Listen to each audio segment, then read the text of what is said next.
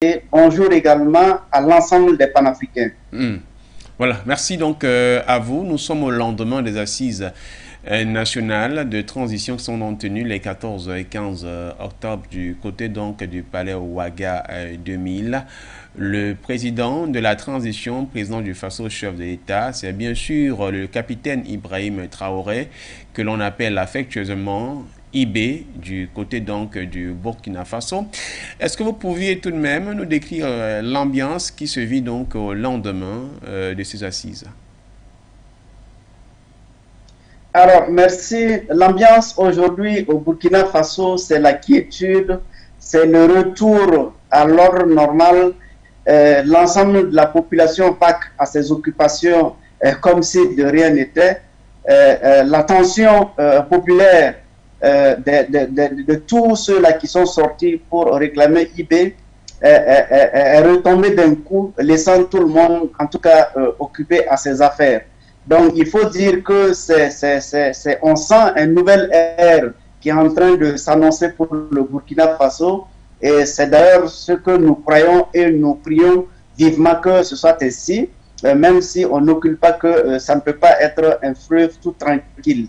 Donc, quand on regarde les assises qui se sont tenues et à la suite, la commémoration du 15 octobre où le flambeau a été main à main donné au président Ibrahim Traoré par la génération ancienne qui remet le flambeau à la nouvelle génération, c'est vraiment fort de symbolique et ça réjouit beaucoup les Burkinabés, ça réjouit ceux-là qui étaient sur le terrain de la lutte, ça réjouit tous les patriotes, tous les nationaux et tous les panafricains qui sont engagés dans cette lutte-là parce que nous espérons que Ibé Traoré va être l'espoir pour, en tout cas, trouver des solutions, trouver les stratégies pour apporter, pour amoindrir la souffrance des populations, notamment pour les questions sécuritaires, pour les questions humanitaires, pour les questions de gouvernance et surtout pour la question de refondation qui est essentielle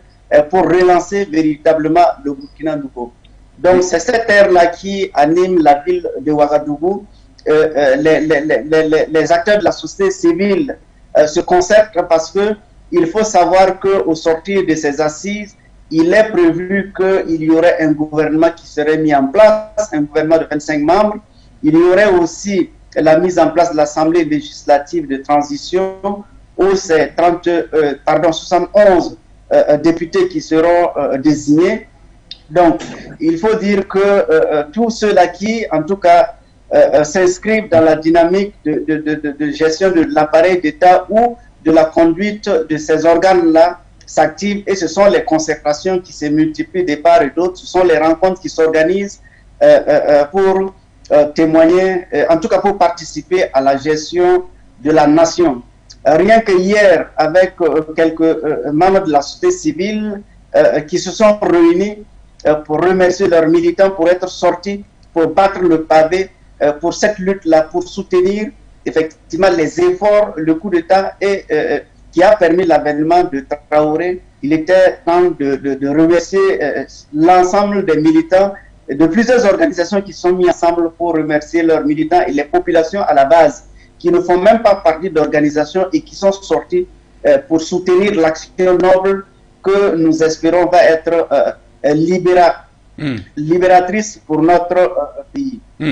Voilà, merci donc à vous pour nous avoir permis de prendre le pouls du côté donc de Ouagadougou, où notre deuxième invité, votre co-panéliste est également avec nous, Pemanea, qui est président donc du cadre d'appui pour la patrie. Monsieur, bonsoir et bienvenue sur les antennes de Forum Média Africa. Bonsoir, Forum Média Africain. Je voudrais préciser que c'est le cadre d'action pour la patrie. Merci. Merci pour l'invitation et merci pour toute la disponibilité. Voilà donc à vous de ce côté, il faut dire que depuis que le Burkina Faso a donc mis IB oui, a accepté IB donc d'être le garant notamment de tous les peuples burkinabés.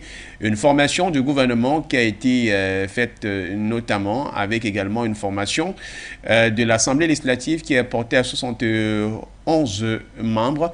Il reste beaucoup plus à définir. La question notamment de la politique des partenaires.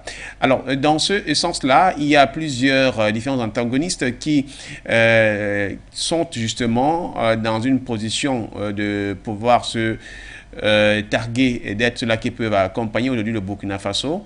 On a notamment mis en part les puissances occidentales qui ont un caractère impérialiste, au cas notamment aussi peut-être de la France, qui pourrait à tout moment aussi vouloir toujours essayer de trouver une faille. On a des pays comme les États-Unis, mais on a aussi la Chine et la Russie.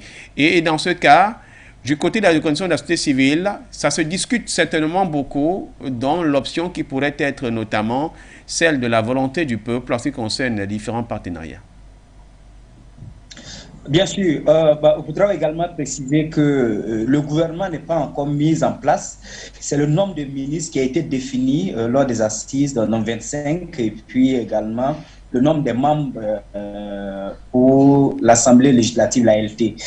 Effectivement, l'un des débats importants, c'est les partenariats dans le cadre donc, de la lutte contre le terrorisme. Vous savez bien que dans les pays du Sahel en proie au terrorisme, la France est remise en cause par plusieurs organisations de la société civile, leaders d'opinion et même certains partis politiques qui mettent en évidence donc ces incohérences, ces insuffisances et ces limites. Effectivement, c'est clair que lors de la prise du pouvoir de IB, qui est le désormais président, les voix qu'on a pu entendre dans les rues, c'était qu'il fallait aller vers la Russie. Les drapeaux russes ont flotté aux côtés des drapeaux burkinabés jusqu'à ce qu'il soit définitivement désigné comme président. C'est clair que les Burkinabés, dans leur majorité, ou en tout cas la majorité qui s'est fait attendre à ce qu'il y ait une orientation vers la Russie, la Chine, etc. Et qu'il y ait aussi une sorte de rupture avec les vieilles politiques occidentales, surtout avec la France, qu'il faut revoir un certain nombre de faits et de choses qui sont décriées pour que plus jamais on ne puisse continuer dans un éternel cirque où il y a une sorte de relation qui n'est pas bilatérale, mais qui est une relation de dominant à dominer. Donc, en tout cas, l'opinion s'attend à ce que Ibrahim puisse incarner suffisamment un certain nationalisme et un certain patriotisme qui vont conduire justement à un changement réel du paradigme. Parce que il ne s'agit plus aujourd'hui de jouer un jeu, d'utiliser le nom de nouveaux partenaires pour mobiliser la rue et finalement, dans les faits, ne pas avoir de cohérence vis-à-vis donc à ces attentes des peuples. Parce que ce qui est décrié, vous savez, l'Occident, la France en particulier, moi, j'ai pas de problème, comme tout le monde, on n'a pas de problème personnel avec le peuple français, mais il y a une politique en Afrique qui a été suffisamment très décriée. Et quand Macron était de passage à Ouagadougou en 2017, moi j'étais dans la salle face aux étudiants, c'est vrai que nous avions eu du mal à le dire, mais dans ses réponses, il n'a pas été honnête. Quand les gens lui reprochaient le passé colonial et néocolonial de la France, il a répondu que lui n'est pas de la génération, il n'est pas de la génération qui a colonisé l'Afrique, il n'est pas de la génération qui a été dans le néocolonialisme et que lui, il est de la génération qui a vu la libération de François Hollande. Mais c'est une façon pas trop honnête de réduire le débat à sa personne. C'est comme si aujourd'hui on disait aux Juifs, écoutez, il faut laisser tomber, nous ne sommes pas de la génération qui a vu massacrer les Juifs par Hitler, et donc il faut arrêter de parler de l'Holocauste. Regardez aujourd'hui quand il y a un sujet qui concerne la Russie et les Juifs. En 1995, la France a reconnu sa responsabilité dans le massacre des Juifs. Pourquoi elle ne reconnaît pas clairement sa responsabilité d'un certain nombre de crimes non seulement la colonisation en tant que crime, du néocolonial, des crimes qui ont eu lieu dans la période du néocolonialisme, c'est-à-dire après les indépendances, et qu'elle s'engage sincèrement et concrètement à répartir sur de nouvelles bases. C'est ce que les Africains décrivent. Ce n'est pas un rejet qui s'appuie sur le néant. Il y a des éléments concrets qui justifient donc la frustration de cette jeunesse-là, qui font que ces éléments historiques font que même si aujourd'hui la France voudrait être sincère, nous avons suffisamment d'éléments pour ne pas croire, parce qu'il y a des faits dans l'histoire qui nous convainc qu'elle n'est pas sincère. Donc aujourd'hui, aller vers la Russie, ça doit être également cela. Et ce que nous voulons, nous disons, et je pense que c'est la position de tout le monde, nous ne nous attendons pas à ce que des forces militaires russes viennent faire le combat à la place de nos soldats au niveau national. Nous voulons que nos soldats puissent rentrer en possession ou puissent acquérir les armes nécessaires et puissent acquérir le renseignement nécessaire, avoir un partenariat sincère qui va nous permettre de mettre terme à ces groupes terroristes-là, qui n'ont pas, quand on évalue, mais ces groupes terroristes, ils ne sont pas aussi efficaces qu'un État, mais qui arrivent à mettre en déroute toutes des armées nationales de notre région. C'est quand même écœurant, malgré nos partenariats avec l'Union européenne, la France et tout le monde, malgré la puissance de leurs renseignements dans le Sahel, les drones, les radars, etc., on n'arrive pas à avoir des informations exactes pour neutraliser ces groupes terroristes-là. Il va de soi qu'à un moment donné, les Africains disent, mais ils remettent en cause ce partenariat pour dire, mais c'est pas sincère et c'est pas compréhensible, et pourquoi expérimenter d'autres partenariats. Et c'est le droit absolu de tout peuple de disposer de lui-même, de chercher avec qui régler ses problèmes. Et ça, on ne devrait pas normalement avoir de problème avec ça. Et bien entendu, si une autre puissance veut intervenir dans ce cadre-là pour faire barrière à l'expression légitime du peuple, c'est clair qu'elle va tirer toutes les conséquences et c'est clair qu'elle va sortir perdante. Merci à vous, monsieur, pour cette analyse que vous avez apportée.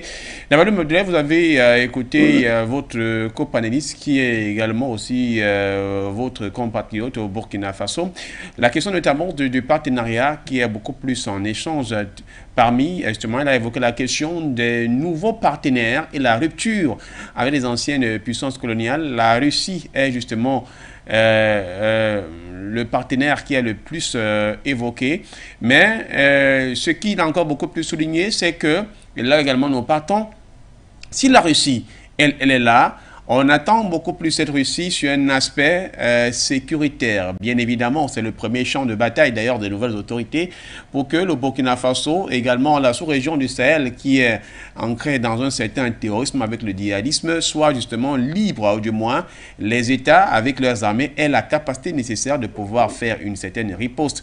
Mais dans le fonctionnement vis-à-vis notamment des terroristes ou encore des djihadistes, il faut une question de formation. Il faut une question de l'armement. Et parlant justement de ces différents aspects, il y a donc ces cargaisons qui, depuis quelques semaines, la fin du mois de septembre, sont donc du côté du Burkina Faso et des outils ou des matériels militaires qui devraient forcément contribuer davantage à renforcer les forces militaires burkinabées. Est-ce que c'est clairement dans ce sens-là que l'on a besoin que les choses se passent du côté du Burkina Faso? Alors, merci pour cette question.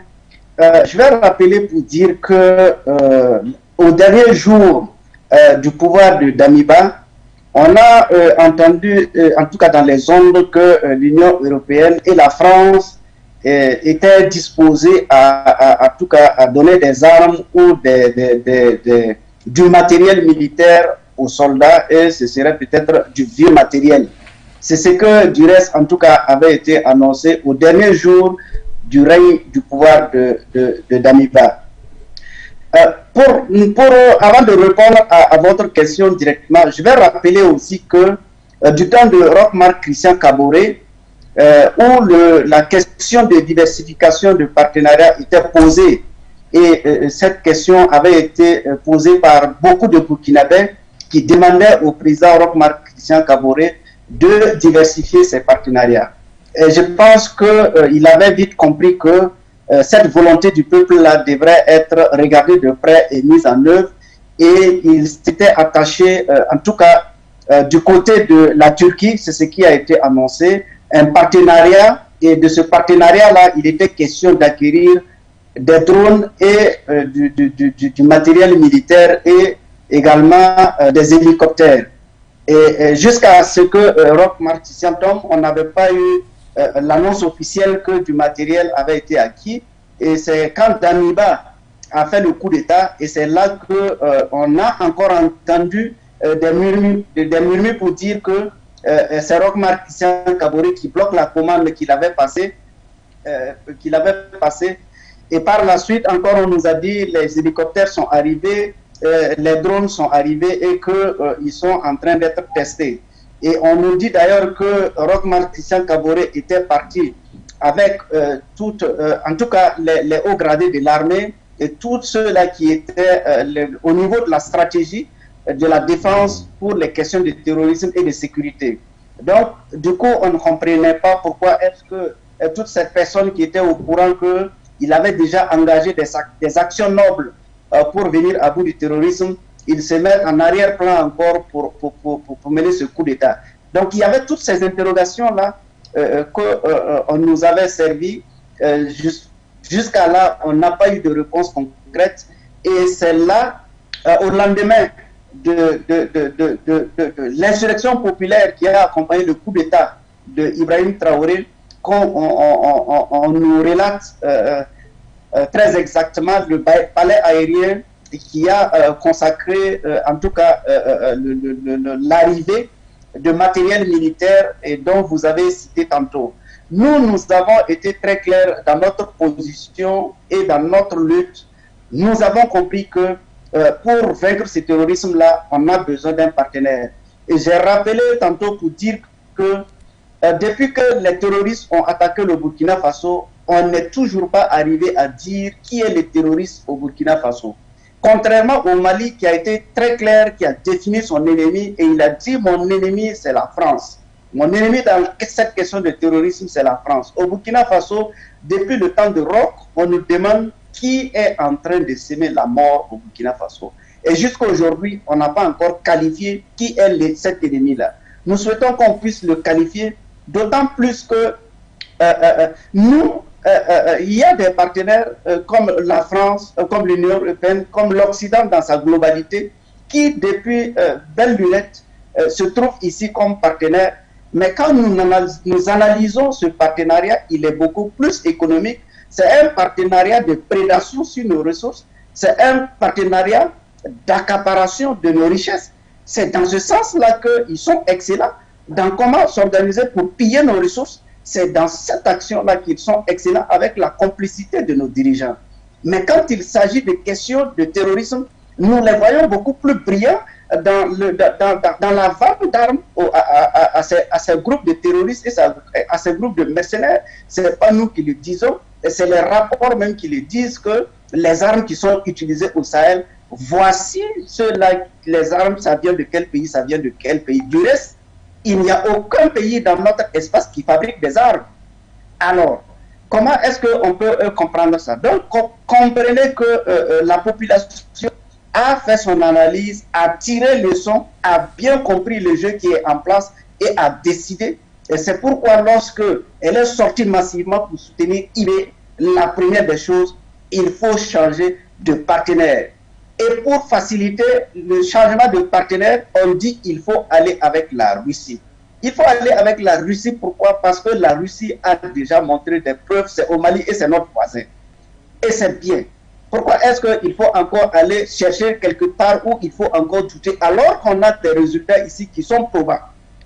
Donc c'est pourquoi le peuple dans sa majorité, ayant vu les acquis du Mali, ayant vu la situation évolutive au Mali avec les Russes, on pense que ça peut être une bonne chose. C'est pourquoi on facilite aux nouvelles autorités.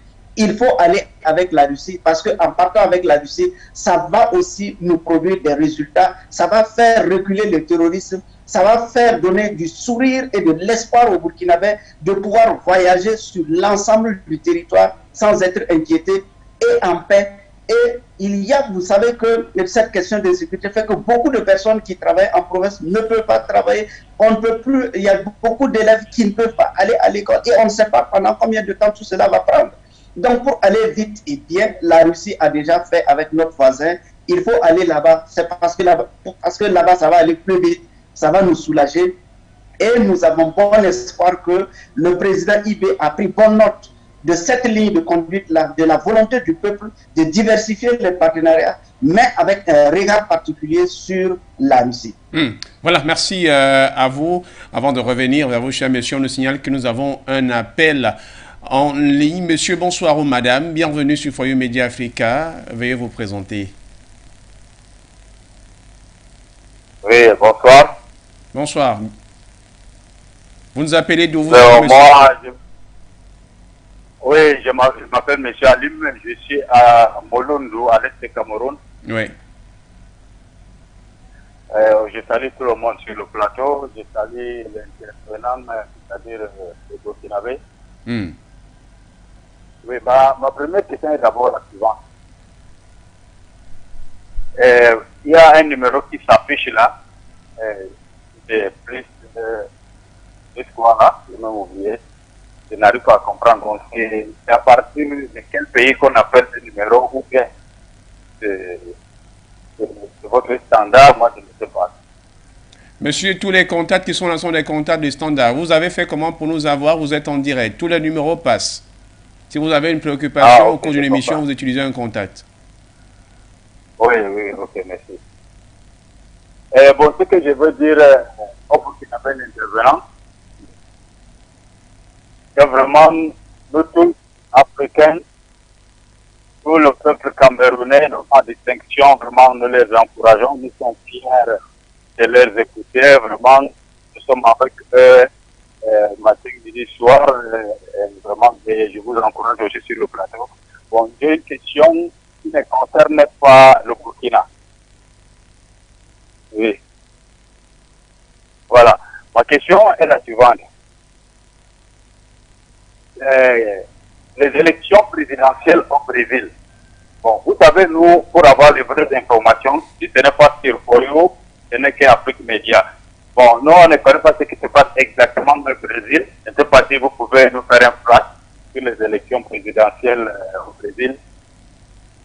Bon, monsieur, voilà. Si c'est votre préoccupation, avant de donner la parole à nos invités pour continuer l'échange, je vais donner quelques éléments d'information pour votre question. Ça va? Merci beaucoup, merci, avec plaisir. Ok, merci également à vous d'avoir pensé à For You Media Africa pour avoir l'adresse. Alors du côté, pour aller très rapidement, du côté du Brésil, il y a donc deux candidats, l'actuel président Jair Bolsonaro et puis bien sûr Lula da Silva. Les deux ont effectué un premier tour serré qui était donc à l'avantage de Lula da Silva avec pratiquement près de 3 à 5%. Il y a un second tour qui est prévu pour les deux candidats afin de délimiter qui sera le futur président du côté du Brésil. J'espère que ces informations pourront vous aider. Maintenant, pour revenir notamment sur les codes d'accès et des précisions, le plus 237 693 589 668, vous pouvez nous avoir directement précédé donc du plus 237, vous composez le 693 589 668 ou encore vous allez sur Skype, For You TV Afrique, ou tout simplement vous composez encore le même numéro toujours par Skype au plus 64 9 889 05 26. On va donc prendre monsieur Ngano Seli depuis la ville de Yaoundé, capitale du Cameroun. Bonsoir monsieur, bienvenue. Oui, bonsoir monsieur Noah, bonsoir aux téléspectateurs de For You et bonsoir à vos deux invités du jour. Monsieur Noah, je vais ajouter mon grain de sel à cette mouture en disant que je suis totalement d'accord de rappeler aux Africains que les Russes ne viendront jamais mourir pour nous en Afrique. D'ailleurs, aucun Européen n'est jamais venu mourir en Afrique pour les Africains. Donc, il faut que nous pensions à nous armer. Et le maréchal Déby, avant sa mort, le disait toujours, nous n'avons pas besoin de toutes ces armées que vous déployez chez nous et que nous devons encore nous mettre à encadrer. Vous vous rendez compte, monsieur Noah, vous avez des Allemands qui viennent chez nous, mais il faut encore que nos soldats les protègent. Mais ils sont là pourquoi? Donc on comprend très bien que ce ne sont pas les militaires dont on a besoin des armes. Ça, c'était la première chose que je souhaitais souligner. Maintenant, pour revenir au cœur du sujet, il faut comprendre que le Burkina Faso, depuis, je peux dire, celui qui a proclamé l'indépendance de ce pays, c'est-à-dire que le capitaine Thomas Sankara, il a mis en place le sankarisme. Et c'est pendant le sankarisme qu'on a vu un vrai bond dans le développement du Burkina. Quand je parle de développement, je parle du développement humain. Si vous voyez cette attitude que les Burkinabés ont à se mettre debout contre vents et marées pour défendre leur liberté, c'est l'héritage de Sankara. Or, moi je pense qu'il y a les intellectuels au Burkina Faso qui ont mis le sankarisme, en fait, qui ont formalisé le sankarisme dans des documents. Il faut tout simplement que ce nouveau capitaine reprenne le cran en marche, car il ne s'agit pas de changer de partenaire, contrairement à ce que j'ai entendu sur le plateau. Le changement de partenaire n'est que la conséquence d'un changement de système. Et pour cela, je n'ai pas beaucoup. J'ai un argument très simple. Regardez la RCA et le Mali. La Russie est au Mali et la Russie est en RCA. Mais vous voyez que le changement au Mali va à une vitesse astronomique parce que le Mali est en train de changer le système. Or, en RCA, eux, ils ont pris un bon allié qui est la Russie, mais ils ne changent pas le système. Comment on appelle, l'ambassadeur français qui organise les coups de... qui essaie de tuer le président tous les jours, on arrête des mercenaires qui veulent tuer les présidents. Ils sont là sur place, on les laisse là. Et ce prisonnier fait même des grèves de la faim pour qu'on lui donne plus de nourriture. Donc c'est pour vous dire que ce qui est important au Burkina, ça fait... Tous les coups d'État qu'on a vus jusqu'aujourd'hui, c'est tout simplement parce qu'ils ne changent pas le système.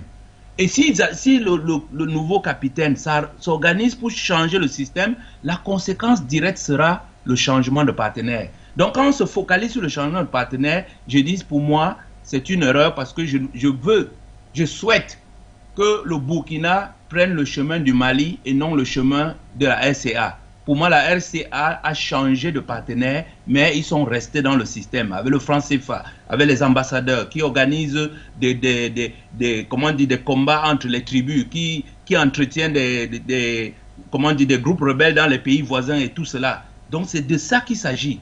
Voilà vraiment mon grain de sel que je souhaitais ajouter à cette sauce en disant changement de système, et ce changement de système va immédiatement vous donner un éventail de partenaires qui peuvent nous aider. Mais sinon, s'il faut seulement changer de partenaire, ça ne suffira pas. Et ça, c'est vraiment un avertissement très important à ce capitaine.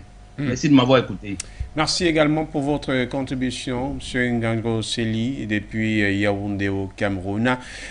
Néa, monsieur, je viens à vous. Il y a des préoccupations justement qui se posent. Vous avez clairement souligné que l'armée russe, vous ne voulez aucunement qu'elle vienne combattre à votre place, donc à la place de l'armée africaine, bien précisément celle du Burkina Faso. Il y a besoin justement des moyens militaires. J'évoquais à côté de ces moyens militaires la question de la formation. C'est quelques-uns donc qui ont été réceptionnés il y a quelques jours, même si ce n'est pas encore de façon très officielle, sont attribués donc au profit de la Russie. Et la Russie semble être le meilleur partenaire. Mais selon notamment notre intervenant de tout à l'heure, ce n'est pas une question forcément de partenariat qui peut être la réelle solution pour le développement du pays.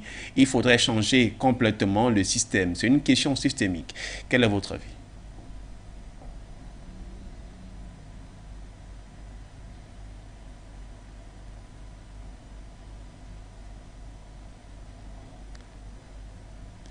Pémania, qui n'est donc pas là. La question, je vais donc la reposer à vous, Nabaloum Abdoulaye.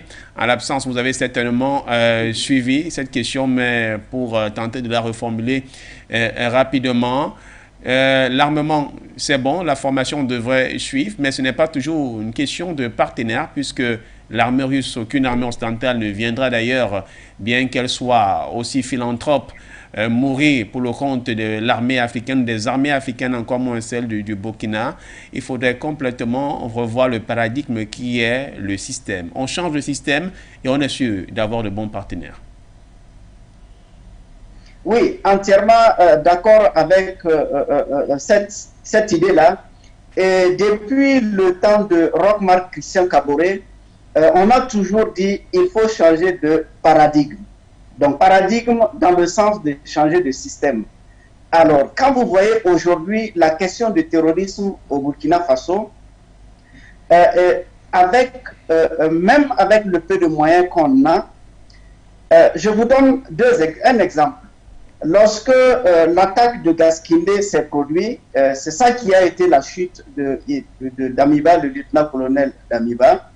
Et au lendemain du coup d'État, Ibrahim Traoré, jusqu'à aujourd'hui, continue de ravitailler des localités sans mettre en danger ni la vie des populations, ni la vie des militaires.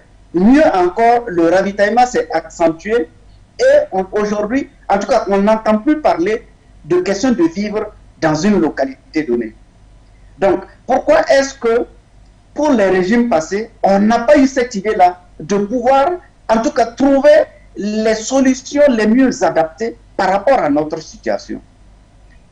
Donc, changement de paradigme, changement de système. Vous avez vu à l'entame de la prise de pouvoir d'Ibrahim Traoré, comment est-ce qu'au niveau de la hiérarchie militaire, il a été décrié et tout le flou entretenu, toute la manigance qui s'organisait pour qu'il ne puisse pas être celui-là et qu'il soit le président du Burkina Faso. C'est pourquoi la population très clairvoyante a dit clairement que Ibrahim Traoré, vous ne voulez pas le pouvoir, mais nous souhaitons et nous voulons que ce soit vous qui soyez président. Parce que nous avons très bien compris qu'il y a un problème et le premier problème, c'est au sein même de l'armée qu'il faut résoudre le problème. C'est pourquoi nous espérons que dans les premières réformes qui vont être consacrées à la question du terrorisme, la question de l'organisation, en tout cas au niveau de l'armée, il va falloir qu'il y ait un coût important pour essayer de comprendre quels sont les éléments de blocage, quels sont les éléments de contrainte qui font que l'action ne permet pas de produire des résultats. Au-delà de ça, au-delà de l'armée, il y a même la gouvernance. La gouvernance au niveau du sommet de l'État. Nous, je vais parler ici autant de Roch-Marc Christian Kaboré comme autant d'Amiba, toute la malgouvernance qui a consisté au pillage des ressources de l'État au détriment du peuple, pendant qu'on demandait au peuple de contribuer pour l'effort de guerre. Donc, nous avons bonne conscience qu'il y a tout un système qu'il faut changer, mais pour pouvoir le faire, il faudra avoir ce patriote-là, ce nationaliste-là, ce panafricain-là, qui lui-même accepte de porter le flambeau, et avec l'accompagnement de la population, et avec l'accompagnement et la clairvoyance de l'entourage, de son équipe, nous permettra d'en tirer bonne partie. C'est pourquoi nous rappelons toujours le cas du Mali, parce que le Mali est un exemple et il est dans tous les sens, comme il l'a si bien dit, et au plan militaire et au plan des réformes. C'est pourquoi nous insistons régulièrement sur les réformes, parce que c'est les questions de réforme-là qui vont apporter ces changements attendus pour le système et le paradigme dont tout le monde décrit. Mais jusque-là, au Burkina Faso, on est toujours en voie de rechercher, en tout cas, quels sont les mécanismes, quels peuvent être les voies et les moyens pour pouvoir arriver à ce changement de système. Voilà donc les voies et moyens pour arriver à ce changement de système. Il y a une question tout de même que vous avez eu à poser au niveau justement de vous, l'organisation de la société civile. On sait que forcément des propositions doivent être faites. Vous avez justement votre regard sur l'Assemblée législative qui va devoir siéger, notamment en lieu et place d'une Assemblée nationale. À côté de ça, vous avez évoqué clairement l'identification notamment de votre ennemi. S'il s'avère donc aujourd'hui que cet ennemi-là a une autre forme que celle peut-être l'on pourrait penser précédemment, quelle pourrait justement être votre attitude? Je vais par exemple souligner ici là que lorsque vous parlez de l'identification de l'ennemi, est-ce que vous pensez à un moment donné que cette question notamment du terrorisme qui est vécu aujourd'hui pourrait peut-être être entretenue par des personnes tapies dans l'ombre qui seraient notamment donc soit des grands partis prenants au niveau du Burkina Faso, d'anciens chefs d'État peut-être, ou encore des gens ayant assez de moyens qui financent seulement cet aspect de l'économie guerrière afin que le matériel militaire soit davantage vendu, ou même peut-être cette France que l'on souhaiterait seulement qu'elle porte le chapeau au regard notamment de ce qu'elle a fait le Mali. Est-ce que dans ce sens-là, vous pensez à des choses comme ça et comment peut-être pourrait être la réaction du pouvoir central et également de votre côté les différentes propositions que vous avez?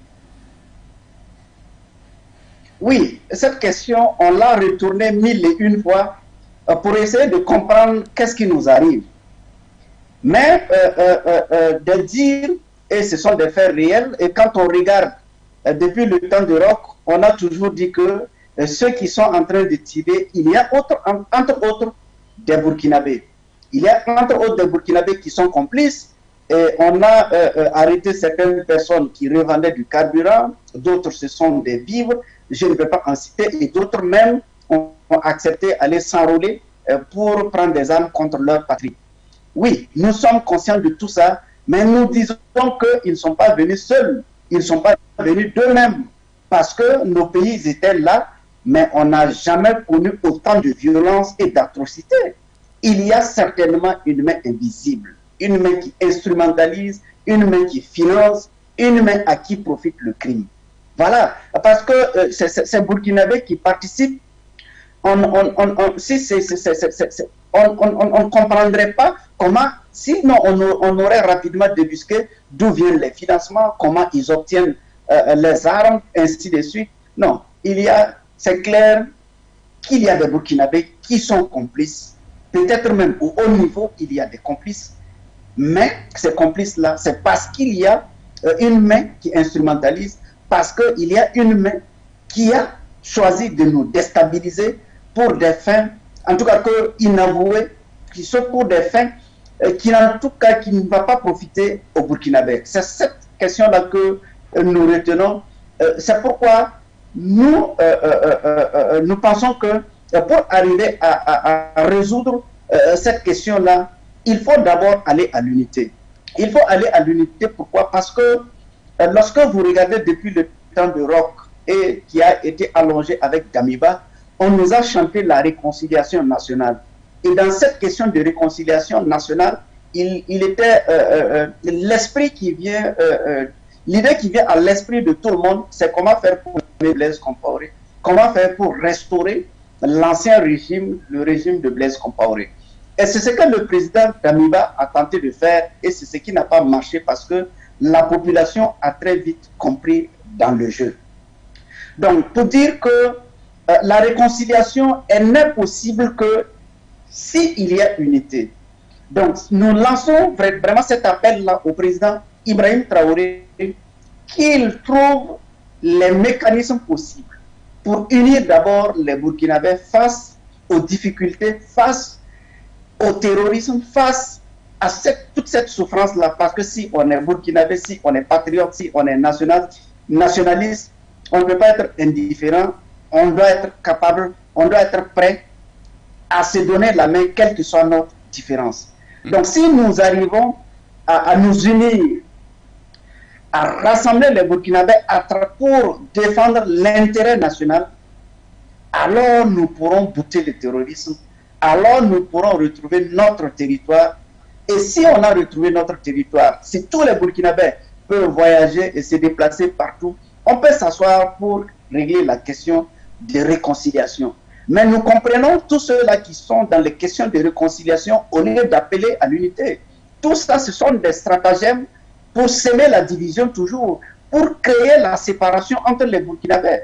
Parce que c'est dans la séparation qu'on arrive à des fins funestes comme ça, de terrorisme, où on arme certains Burkinabés contre des Burkinabés. Donc, nous avons une clairvoyance, nous avons une ligne de conduite, nous savons exactement ce qui se pose comme problème et nous sommes prêts à disposer, nous sommes prêts à contribuer, quel que soit le niveau, pour que ce Burkina Faso-là retrouve sa quiétude d'avant pour que la souffrance des populations diminue, pour qu'on retrouve notre intégrité, notre dignité. Voilà, c'est avec ces paroles dignes de sagesse et notamment d'appel notamment à l'unisson de votre part, Nabaloum Abdoulaye, que nous allons mettre un terme à cette émission de votre avis chaud, de l'info en chaud, pardon. Rendez-vous du 17 octobre 2022. Je rappelle que vous êtes membre fondateur du mouvement Action pour la souveraineté du peuple ASP Burkina. Merci donc, messieurs, d'avoir accepté de contribuer avec nous à ce rendez-vous. Merci à vous, Florent, et à toute l'équipe technique. Je vous souhaite une bonne fin de journée et une excellente semaine à tous. Voilà, merci également à vous à nous retrouver donc pour d'autres sujets du continent. Merci également à Pema Néa, président du cadre d'action pour la patrie, qui pour certaines raisons n'a pas pu donc continuer l'échange avec nous. Merci également à l'équipe technique portée par la signature de Signé Pierre, à la réalisation également de son Yannick pour les caméras. Madame, Monsieur, juste derrière nous, prenez rendez-vous au point sur l'actualité. Et le continent donc reviendra également encore à nouveau. Le monde bouge de l'Afrique aussi, faut que nous aussi. Au revoir. Votre chaîne de télévision panafricaine For You Télévision, une autre vision du monde.